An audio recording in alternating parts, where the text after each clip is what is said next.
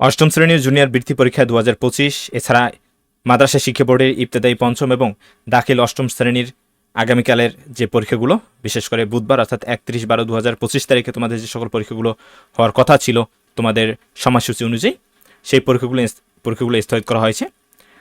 এখন আমরা একটু জেনে নিই বিস্তারিত আসলে কেন স্থগিত করা হয়েছে এবং কত তারিখে তোমাদের এই পরীক্ষাগুলো অনুষ্ঠিত হবে, অর্থাৎ নির্ধারিত সময়টা তোমাদেরকে আমি জানিয়ে দিচ্ছি।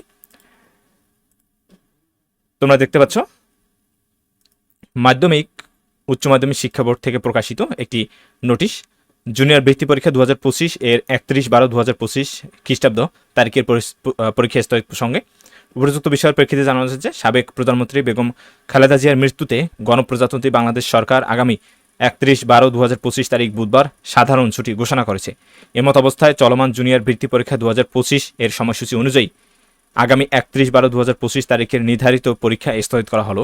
স্থগিতকৃত পরীক্ষা আগামী 5/1/2026 তারিখ সোমবার অনুষ্ঠিত হবে। অর্থাৎ তোমাদের জানুয়ারির, অর্থাৎ 26 সালের জানুয়ারির 5 তারিখে পরীক্ষাটি অনুষ্ঠিত হবে।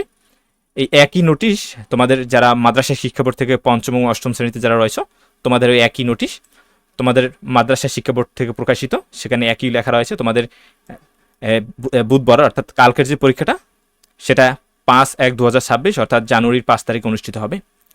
ধন্যবাদ সবাইকে। পরবর্তী যে কোনো গুরুত্বপূর্ণ আপডেটের জন্য অবশ্যই আমাদের ইউটিউব চ্যানেলটি তোমরা সাবস্ক্রাইব করে রাখবে এবং তোমাদের যারা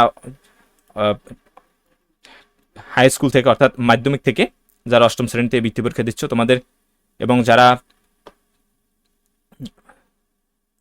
দাখিল থেকে যারা পরীক্ষা দিচ্ছ তোমাদের বিজ্ঞান বিষয়ের সাজেশন এবং বাংলাদেশ বিশ্ব পরিচয়ের সাজেশন কিছুক্ষণের ভিতরে আমাদের ইউটিউব চ্যানেলে আপলোড করা হবে। তোমরা সেগুলো দেখবে, ইনশাল্লাহ তোমরা কমন পেয়ে যাবে। ধন্যবাদ সবাইকে।